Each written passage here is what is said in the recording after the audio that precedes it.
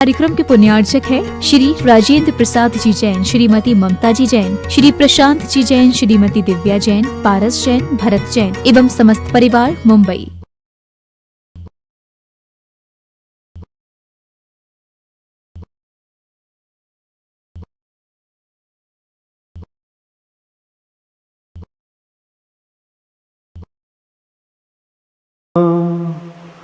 सिद्धेभ्यः ॐ नमः सिद्धेभ्यः ॐ नमः सिद्धेभ्यः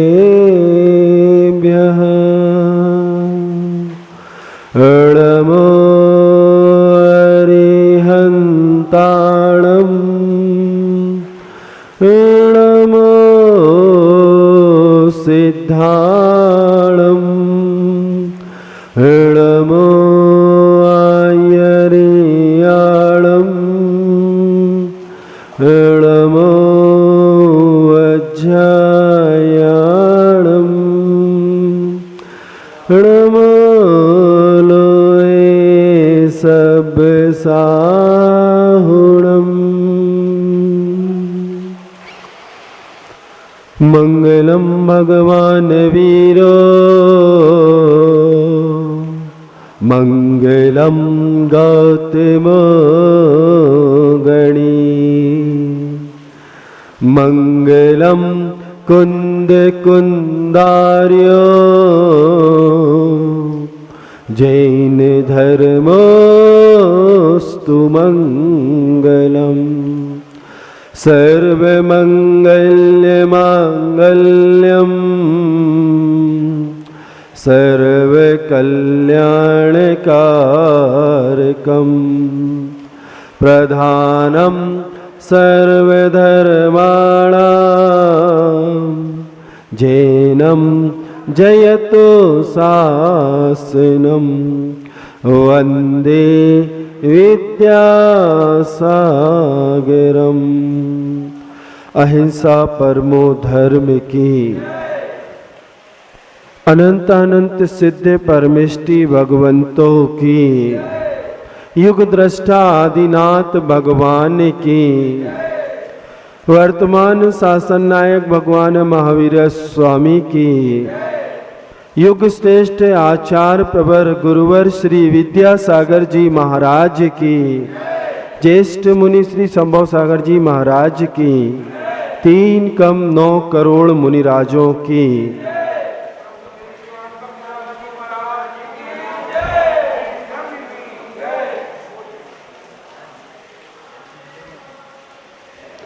विगत दिनों से चर्चा चल रही है प्रायोगिक ध्यान पर। बहुत अच्छे से आपने आर्त और रौद्र ध्यान के बारे में सुना। क्रम है धर्म ध्यान का, किस प्रकार से ये संसारी प्राणी अपना बहुतायत समय 24 घंटे में से आर्त और रौद्र ध्यान में ही दे देता है। तो आचार्य कह रहे हैं कि कैसे उन आर्त और रौद्र ध्यानों से बचें। तो उसके लिए मात्र एक ही आलंबन है, वह है धर्म ध्यान। हम कितनी कुशलता से उन आर्त और रौद्र ध्यानों से बच के अपने आप को धर्म ध्यान में लगाएं, ये महत्वपूर्ण है। आपने धर्म ध्यान में आज्ञा विषय धर्म ध्यान, प्रभु की आज्ञा, प्रभु की वाणी, उसको सुना समझा। हम अपने आराध्य जिनेन्द्र प्रभु केवल ज्ञानी अरहंत परमेष्टि तीर्थंकर की आज्ञा का अक्षरशः पालन करें। उन्होंने जैसा जो उपदेश में बताया है उस पर आस्था विश्वास रखते हुए उसे जीवन में स्वीकार करें। आज विषय है, क्रम है अपाय विचय धर्म ध्यान का। अपाय विचय धर्म ध्यान अपने आप में बहुत ही महत्वपूर्ण धर्म ध्यान है। हम कैसे बचे,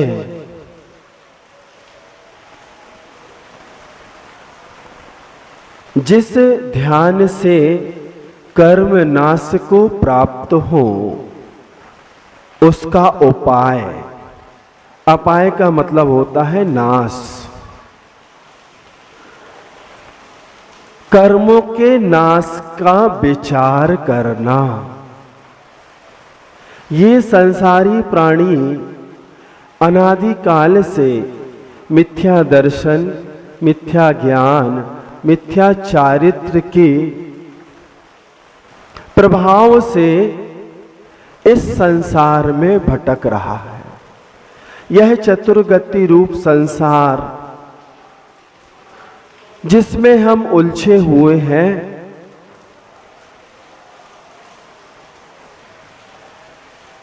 अनादिकाल से ये जीव उलझा हुआ है। इसके ये कर्म कैसे दूर हों, कैसे नाश को प्राप्त हो। प्राणी मात्र के कर्मों के क्षय की, नाश की भावना भाना।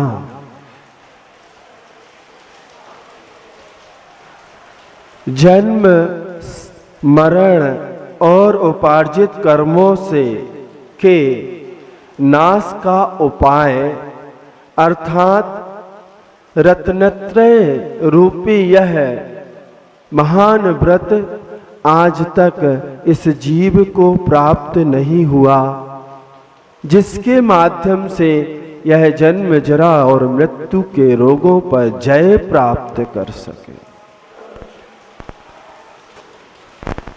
मिथ्यात्व और अवृत्ति की इतनी बहुलता है, इतनी बहुलता रही कि हम आज भी उसके कारण इस संसार में फंसे हुए हैं। उसके संस्कार ऐसे हमारे आत्म तत्व पर पड़े हुए हैं कि हम उन्हें छोड़ नहीं पा रहे हैं। उनका निरावरण कैसे हो, उनसे कैसे छूटे, इसका ध्यान करना, चिंतन करना, विचार करना, प्राणी मात्र के कल्याण की भावना भाना, ये है अपाय विचय धर्म ध्यान। आप लोग प्रतिदिन एक प्रार्थना करते हैं, मेरे मन में, तेरे मन में, सबके मन में हो। कुल 6 लाइनों की यह प्रार्थना है। वो 6 ही लाइन आप जब भी पढ़ेंगे तो आपका अपाय विचय धर्म ध्यान होगा।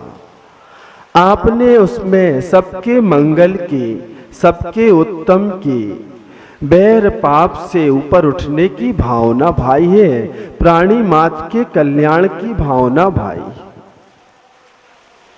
मेरी भावना, मंगल भावना, अरहम प्रार्थना, ये सब हमारी अपाय विचय करने वाली भावनाएं हैं।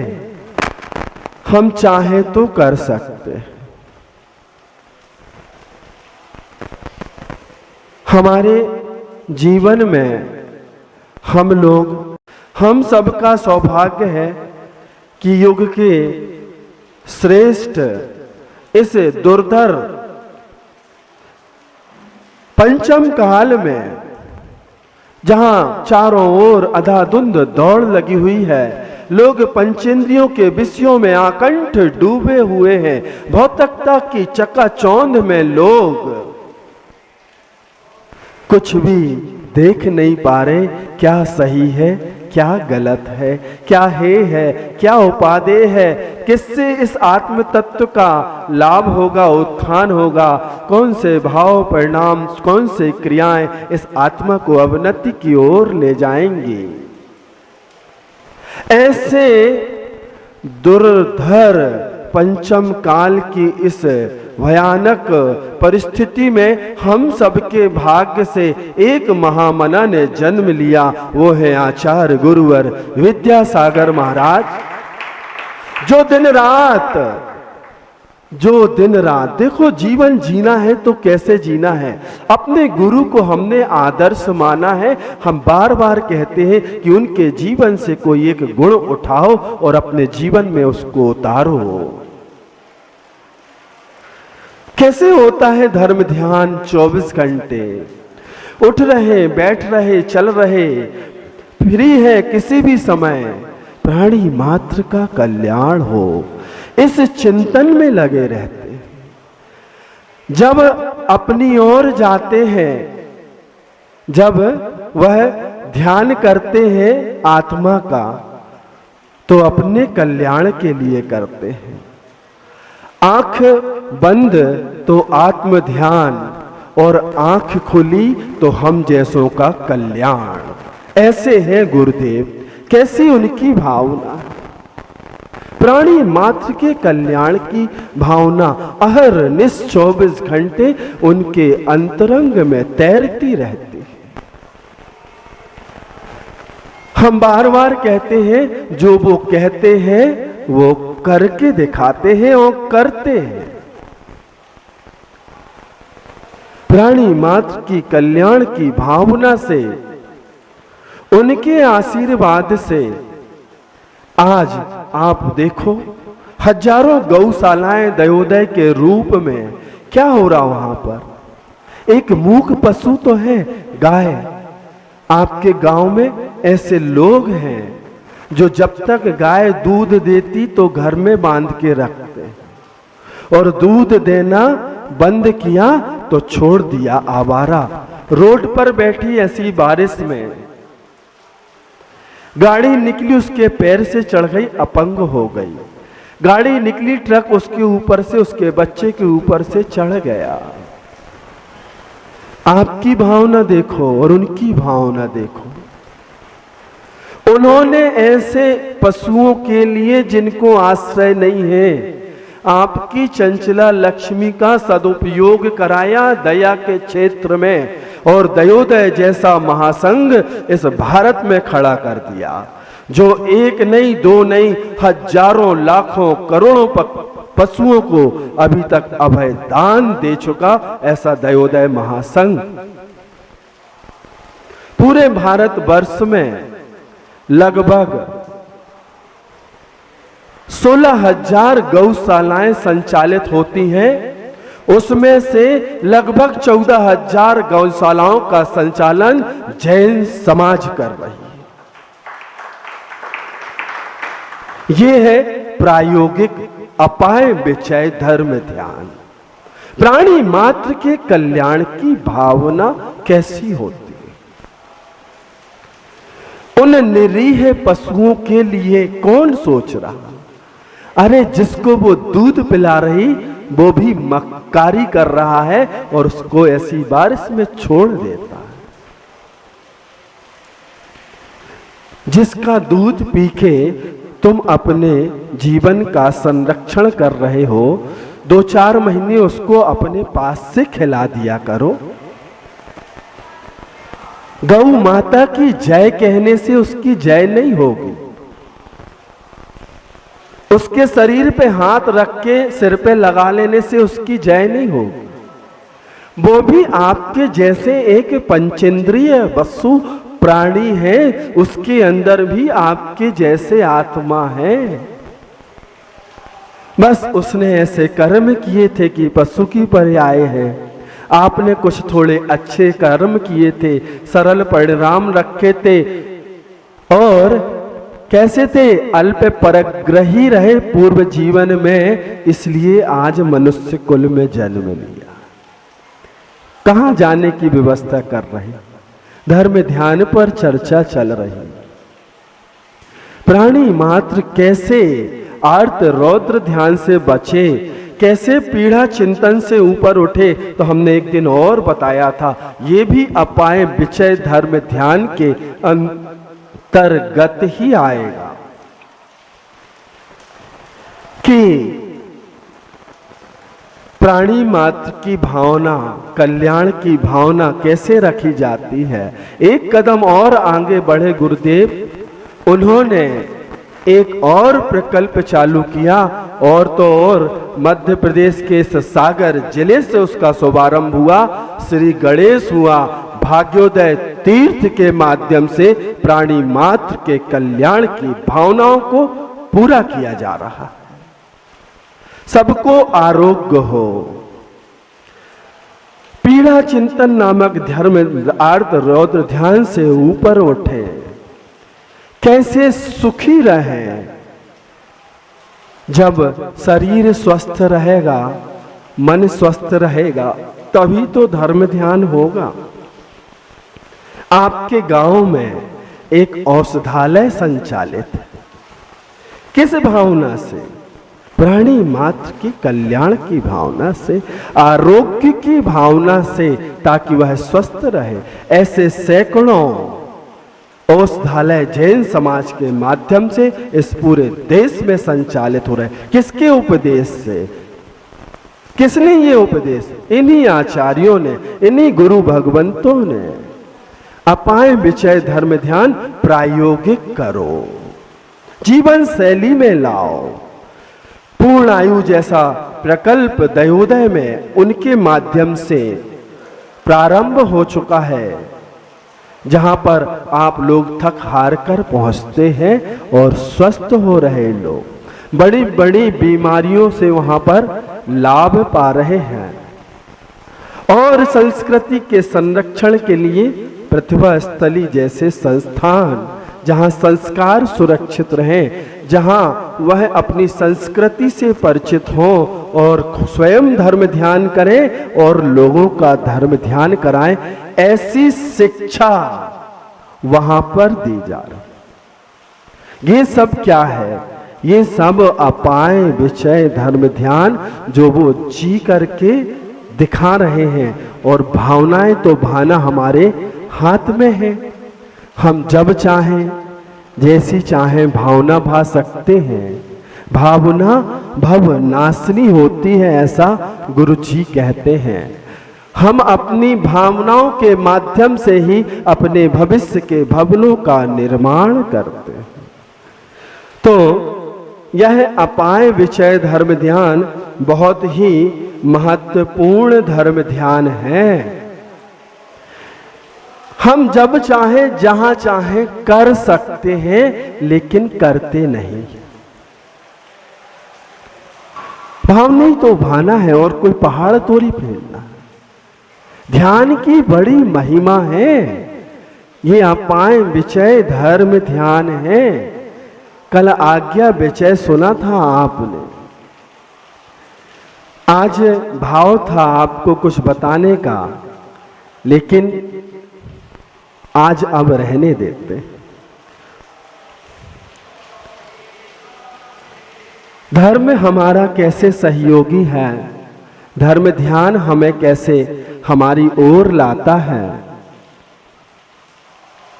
एक छोटी सी काल्पनिक घटना के माध्यम से समझने का प्रयास करते हैं। एक राजा था और इसका एक सुंदर राजकुमार था। राजा महाराजा समय समय पर प्रयोग करते रहते हैं।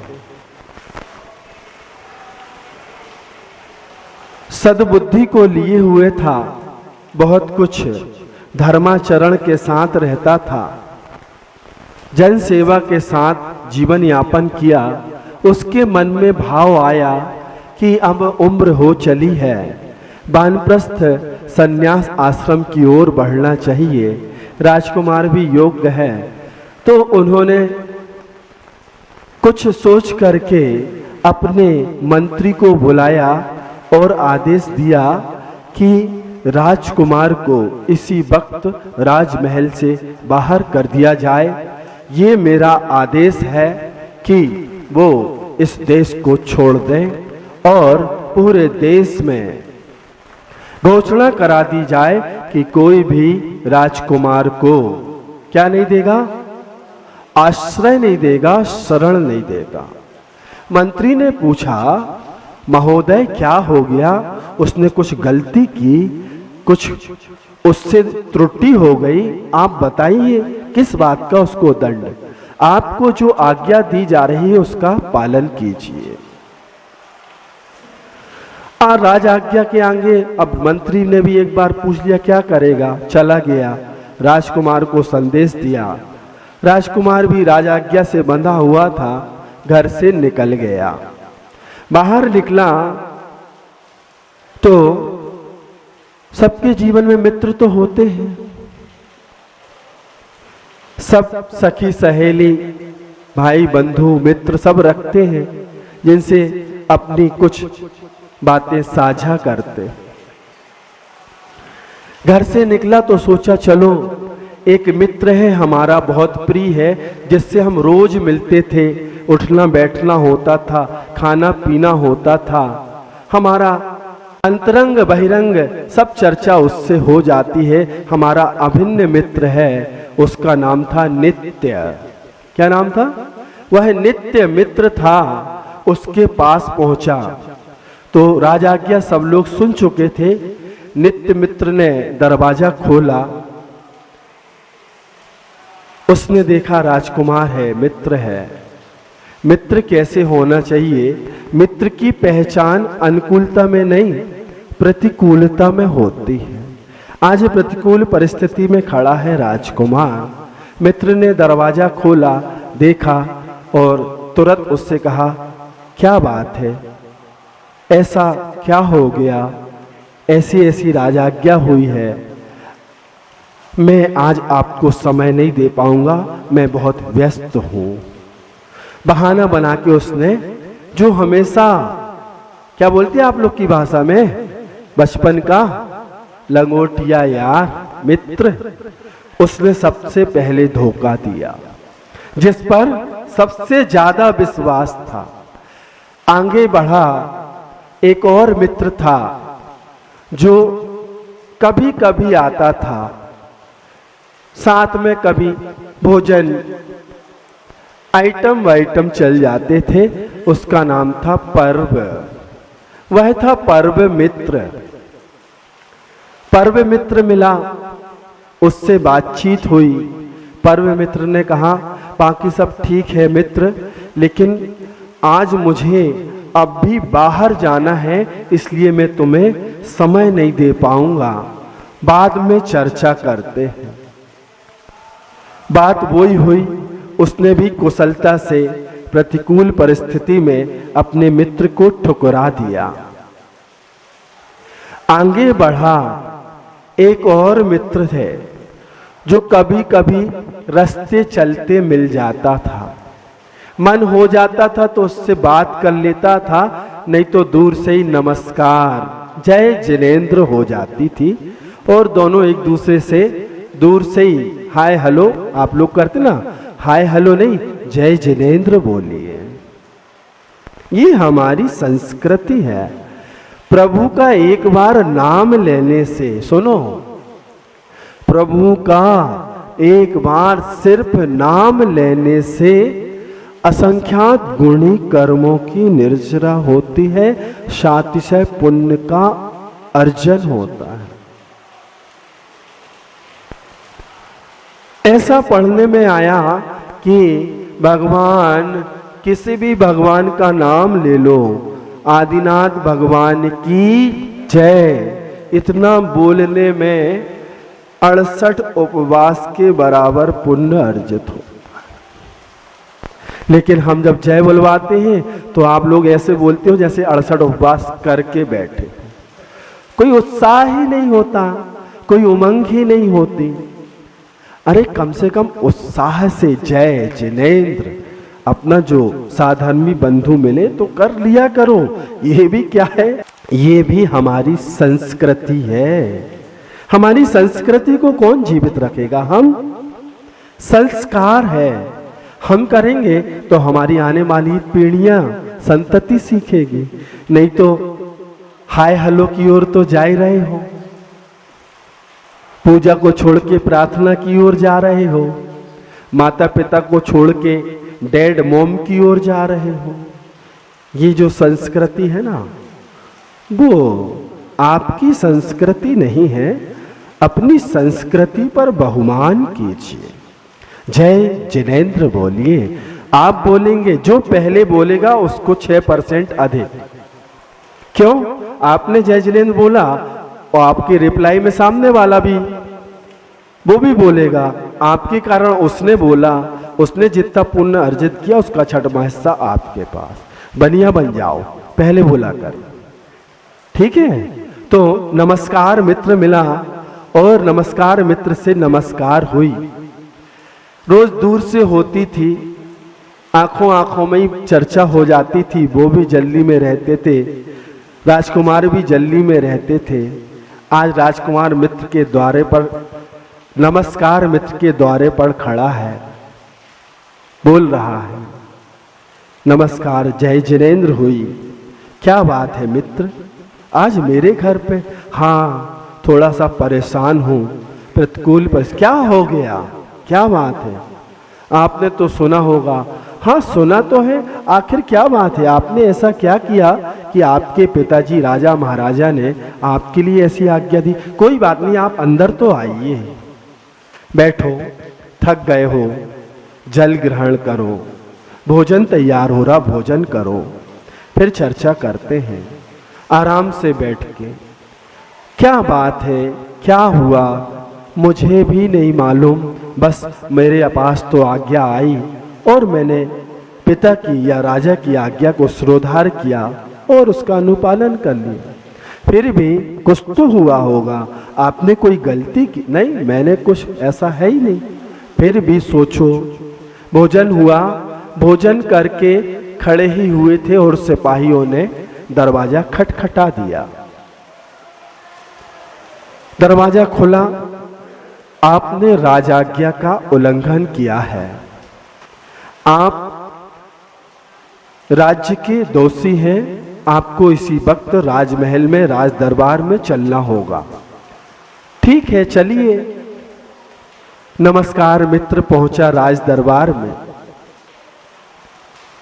राजा ने बोला, आपने उसको आश्रय क्यों दिया? उसने कहा, हमारा मित्र है, कभी कभी मिल जाते थे हम लोग, इसलिए विपरीत परिस्थितियों में परेशान था तो मैंने उसको भोजन करा दिया, पानी पिला दिया, थोड़े देर आराम करा दिया। क्या गलत किया? क्या आपने राजाज्ञा नहीं सुनी थी? सुनी थी। राजाज्ञा से बढ़ के हमारी मानवता है, इंसानियत है, भूखे को भोजन कराना हमारी संस्कृति है। आपने राजाज्ञा का उल्लंघन किया है? हाँ किया है। आप जो दंड देना चाहें स्वीकार है, कोई बात नहीं। मैं तो परीक्षा ले रहा था। किसकी? राजकुमार की और उसके मित्रों की। राजा कहता है, आप परीक्षा ले रहे थे? हाँ, मैं तो परीक्षा ले रहा था। अच्छा, आप क्यों परीक्षा ले रहे थे? बहुत दिन से चिंतन चल रहा था कि ये जो भोग विलासता का जीवन है, इतने दिन से जी रहा हूँ, इसी में लिप्त हूँ, अब इससे ऊपर उठना है, कुछ आत्महित की सोचना है, कुछ धर्म ध्यान करना है जो मेरे भविष्य का निर्माण करेगा।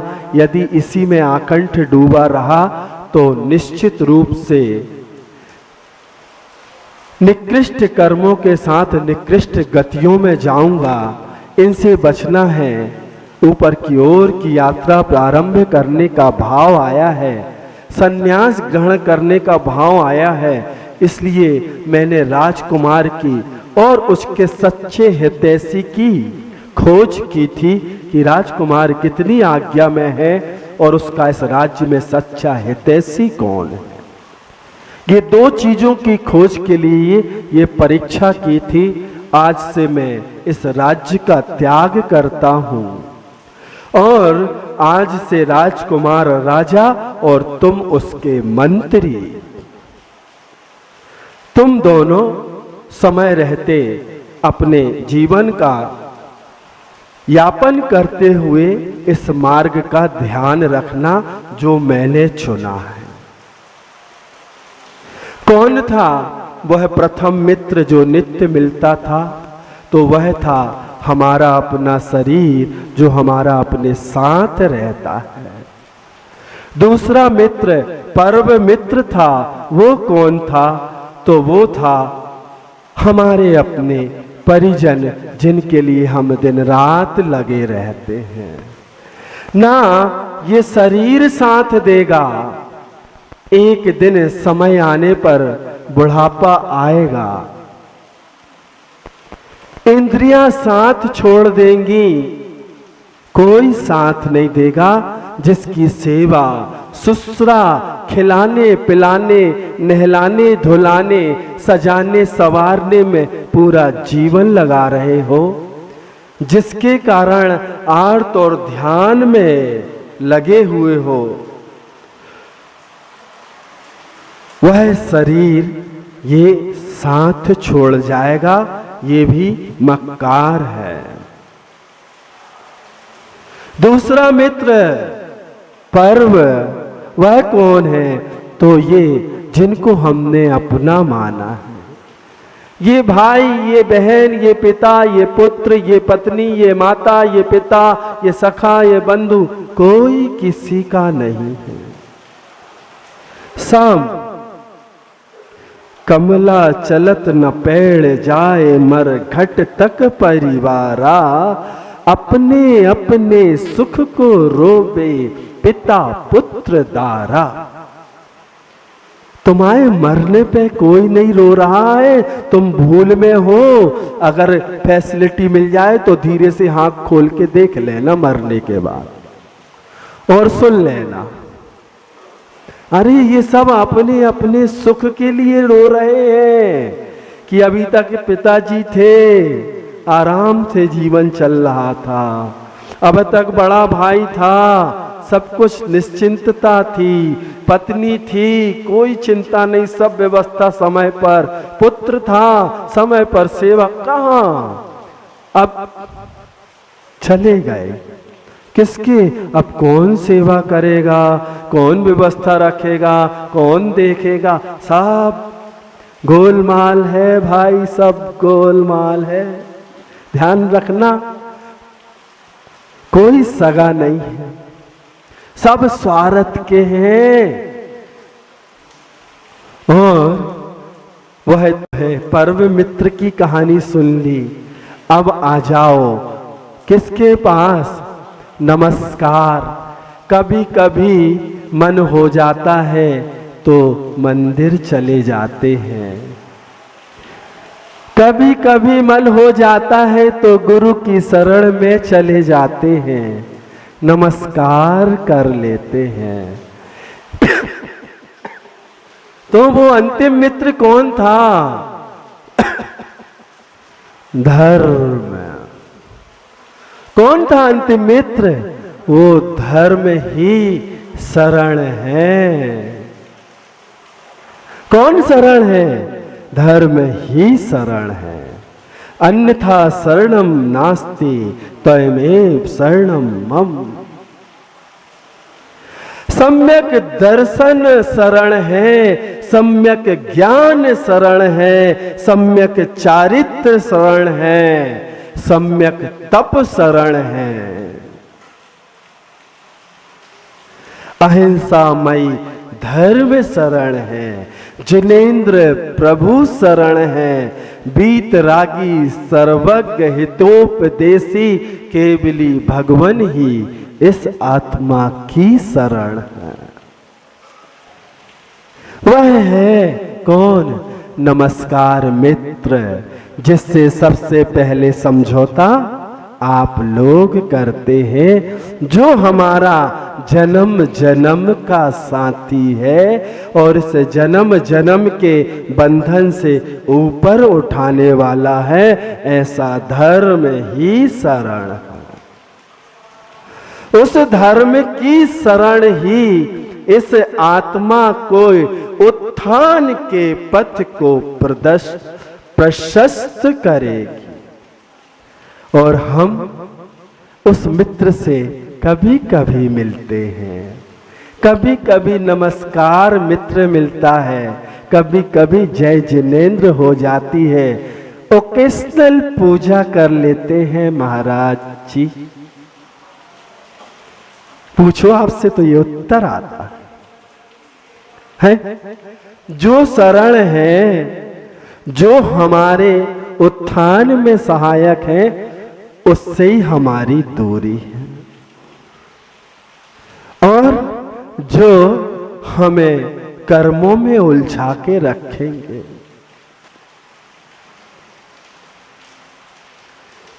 जो भी बिगाड़ हो रहा ना, क्यों हो रहा है? हमारी जीवन शैली के कारण।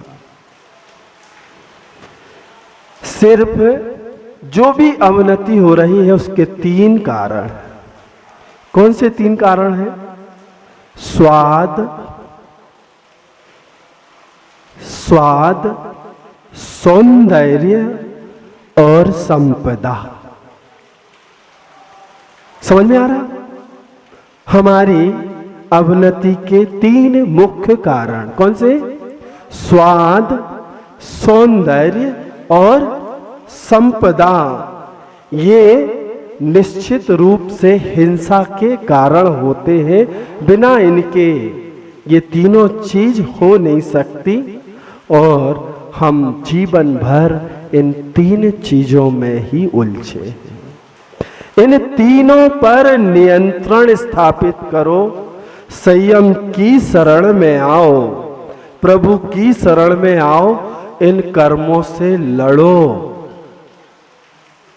इन कर्मों को परास्त करो। जब तक नहीं करोगे तब तक कुछ नहीं होने वाला।